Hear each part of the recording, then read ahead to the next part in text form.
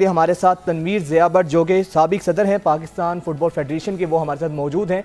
बहुत शुक्रिया भट्ट साहब, welcome to news morning. Sir ये बताइएगा, हमने जिस तरह कल देखा कि कल के मैच में बहुत बड़ी तादाद में शायकीन स्टेडियम पहुँचे हैं, इवन ना कोई इसकी पब्लिसिटी की गई थी, ना तो उस तरीके से इसकी कोई तशहीर की गई थी।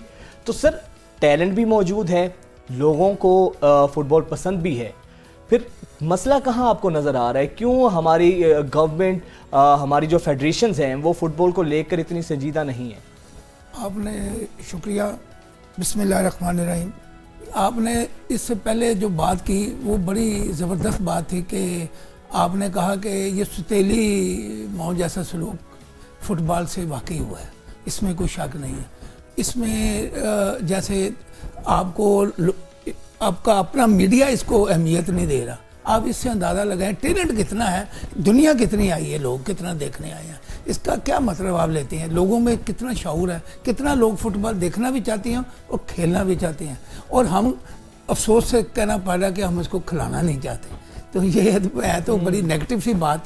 हम भी फेडरेशन में रहे हैं, तो इसमें मसला ये है कि इसको सरकारी सरपरस्ती नहीं मिली, वो ग्लैमर नहीं मिला जो दुनिया में फुटबॉलर्स को मिलता है। पाकिस्तान में इसको बड़ा इग्नोर किया गया है। आप ये देखें कि इस पे कई सवालात जन्म लेती हैं कि फिनंशियल भी हो सकता है इसमें, वो आपको पता है अक्सर इसमें गरीब लोग फुटबॉल खेलते हैं। अब थोड़ा सा टैलेंट आना शुरू हुआ है। आप देखें जब से थोड़ा सा टैलेंट आया तो पाकिस्तान ने सेकंड राउंड के लिए क्वालिफाई भी किया है। तो जाहिर है कि टैलेंट तो मौजूद है, अब उसको हमने किस तरह यूटिलाइज करना है, ये इसकी कैपेसिटी बिल्डिंग चाहिए। ठीक, अच्छा सर, अब ये बताएं कि जिस तरह आप भी फेडरेशन के प्रेसिडेंट रहे हैं। मैं लाहौर का प्रेसिडेंट रहा हूँ। बिल्कुल। सर फेडरेशंस खुद, अगर फुटबॉल की फेडरेशंस खुद संजीदा नहीं होंगी तो गवर्नमेंट पर भी उस तरीके से संजीदगी नहीं दिखेगी। आपको नहीं लगता कि जो फुटबॉल की फेडरेशंस हैं इनको ज़रा एक्टिवली रोल प्ले करना चाहिए फुटबॉल को प्रमोट करने के लिए? वो शायद अभी तक नहीं हो सका है। आपने बड़ा दुरुस्त कहा, ये आपने ऐसा दुखती राग छेड़ी है कि मुझे इंतहाई अफसोस के साथ कहना पड़ता है कि फुटबॉल में वो लोग बरसे इक़्तिदार रहे जिन्होंने कभी फुटबॉल नहीं खेला। हाँ, उन्होंने खुद कभी नहीं खेला, उनको पता ही नहीं फुटबॉल की अहमियत का, और वो लोग ही इस फेडरेशनों को चलाते रहे। अभी देखें नॉन प्रोफेशनल लोग जब आएंगे ना आगे, वो किस तरह फुटबॉल तरह की, उनको क्या पता है कि फुटबॉल के डायनामिक्स क्या हैं, इसकी प्रमोशन के डायनामिक्स क्या है, इसका रोड मैप किस तरह बनाना है, इसको किस तरह ग्रास रूट लेवल से आगे लाना है, उनको नहीं पता। नॉन प्रोफेशनल लोग हैं, वो आए बैठे, हाँ भाई हो गया, ठीक है, बस किसी ने आगे जो दे दी रिपोर्ट, वो मैच रेफरी आ गया, उसने रिपोर्ट दे दी, हाँ जी बड़े अच्छे मैच हो रहे जी, बहुत अच्छे हो, फंड यूटिलाइज किया और खाया पिया, बस बर्खास्त। सर आप भी लाहौर के प्रेसिडेंट रहे हैं फेडरेशन के, गवर्नमेंट किस हद तक या जो स्पोर्ट्स की मिनिस्ट्री होती है वो फुटबॉल को लेकर सीरियस दिखाई देती है आपको? लूप होल आपको इसमें कहाँ से नज़र आता है? टैलेंट की तो कमी नहीं है, जब प्लेटफॉर्म ही मौजूद नहीं है, ग्रास रूट लेवल पर कोई स्क्रूटनी का अमल ही नहीं होगा, तो ये प्रमोट फिर कैसे करेंगे हम? मैं 2 टर्नओवर का प्रेसिडेंट रहा हूँ, 1 टर्नओवर में मैं जनरल सेक्रेटरी रहा हूँ। आप यकीन जाने कि एक धेले की फेडरेशन की तरफ से कोई माली इमदाद नहीं मिली। अपनी मदद आपके तहत हम अपना फुटबॉल चलाते रहे। फुटबॉल की लाखों डॉलर की इमदाद आती है फीफा की, वो ऊपर लेवल पे ही समझ नहीं आती, कहाँ गुम हो जाती है, वो कभी नीचे तक नहीं आती। जहाँ से फुटबॉल ने जन्म लेना है, जहाँ से फुटबॉल ने निकलना है, जहाँ से आपने फुटबॉल को परवान चलाना है, देखें ना, ये वहाँ आप यूरोप में चले जाएं, वो 8 साल का बच्चा फुटबॉल खेलता है, 7 साल का खेलता है, फिर अंडर 10 होता है, फिर अंडर 12 होता है, फिर अंडर 14 होता है, फिर अंडर 16 होता है, फिर अंडर 19 होता है, फिर अंडर 21 होता है, फिर आगे सीनियर फुटबॉल होता है। देखिए उसके टीयर कितने हैं, whereas we don't have any tier like this. इसका क्या मतलब है कि जो फुटबॉल चलाने वाले हैं पहले तो उनकी कैपेसिटी बिल्डिंग करें ना आप, उनको तो पता है ना आपने करना क्या है, उनको नहीं पता हमने क्या करना है।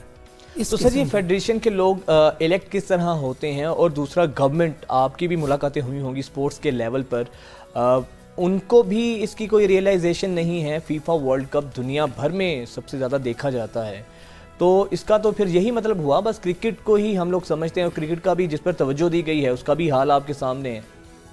एक्चुअली फीफा जो एक बॉडी है ना, वो एक इंडिपेंडेंट एंटिटी है वर्ल्ड लेवल पे, और वो एज ए कंपनी भी रजिस्टर्ड है स्विट्जरलैंड में। ठीक। तो एक्चुअली जब गवर्नमेंट को इंटरफेयर करने की कोशिश करती है, फीफा इसको थर्ड पार्टी इंटरवेन समझता है। ये इलेक्टेड बॉडी होती है, इलेक्टेड नुमाइंदे होते हैं। आप ये बताएं, अभी 3-4 साल हो गए फीफा कोई फुटबॉल फेडरेशन के इलेक्शन ही नहीं हुए। वो एक नॉर्मलाइजेशन कमेटी बैठी हुई है, बहरहाल काम तो अच्छा कर रही है, नॉर्मलाइजेशन काम अच्छा कर रही है, लेकिन उसका मैंडेट है कि रोड मैप देना इलेक्शन का, ताकि इलेक्टेड आदमी ऊपर आए और अपनी बॉडियों को वो रन करें।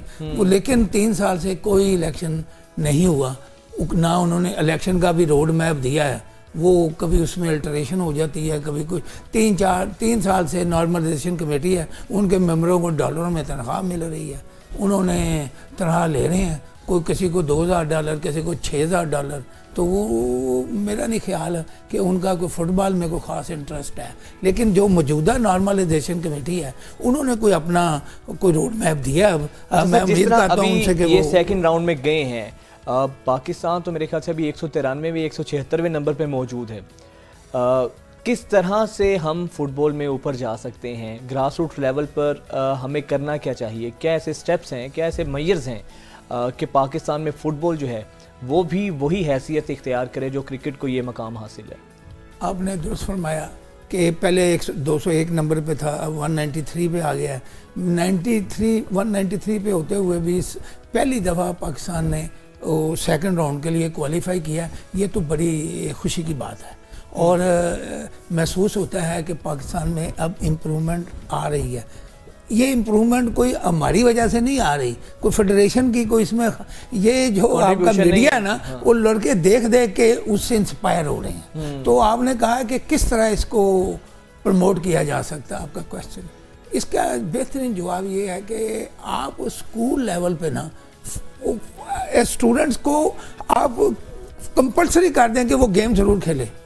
और जब हम स्कूलों में पढ़ा करते थे तो उस वक्त इंटर क्लास टूर्नामेंट हुआ करते थे। अभी आपको पता है एक कनाल 10-10 महल्ले में स्कूल बने हुए हैं, ना उनके पास ग्राउंड है, ना उनके पास ग्राउंड है, ना कुछ है। आप जिस स्कूल को रिकग्नाइज करेंगे, उसकी रजिस्ट्रेशन महकमा स्कूल एजुकेशन करे, उसके लिए पहले कंपलसरी करे कि आपका इतना रकबा हो, इतना ग्राउंड हो, आपका ओवर रोड मैप दे कि हम इतने बच्चे डाल करेंगे, इतने स्पोर्ट्स का पीरियड होगा, इतने स्पोर्ट्स के लिए। वो हर बच्चे से स्पोर्ट्स फंड लेते हैं, खर्च कोई नहीं करता स्पोर्ट्स में। हर बच्चा स्पोर्ट्स फंड में देता है पैसे स्कूलों में, लेकिन कभी स्पोर्ट्स फंड पे कभी खर्च किया किसी स्कूल ने? मुझे पता है कौन से स्कूल के पास ग्राउंड है? ये प्राइवेट स्कूलों ने आके तो एजुकेशन को कमर्शियल कर दिया एजुकेशन को। इसी तरह तो जब तक ग्राउंड्स नहीं होंगे, फिर आप ये देखें हमारा अलमिया क्या है, ग्राउंडों में शादियां होती हैं, कभी यूरोप में आपने ग्राउंड्स में हो रहे होते हैं। हाँ जी, फंक्शन हो रहे होते हैं। कभी आपने यूरोप में देखा किसी ग्राउंड में जाके कोई शादी के टेंट लगाए और हड्डियाँ फेंक के चला जाए? ये मैंने खुद हाथों से साफ की हुई हड्डियाँ। ये वादत कुर्नी ग्राउंड है, इसमें आप अभी देखें अक्सर शादियाँ हो रही होती हैं वीकेंड में। तो नहीं देनी चाहिए ना इजाज़त कि भी ये प्ले ग्राउंड है, इनको नीट एंड क्लीन रखना है, ना उसकी कोई मेंटेनेंस है ना कुछ है। सर यही अलमिया है हमारी हुकूमतें, ना तो फुटबॉल को लेकर हमारी हुकूमतें संजीदा हैं, ना ही हमारी फेडरेशंस जो हैं उस मामले में वो काम कर रही हैं जिनको करना चाहिए है। बहुत शुक्रिया तनवीर ज़िया भट्ट साहब आपके वक्त का, बहुत शुक्रिया आपकी आमद का।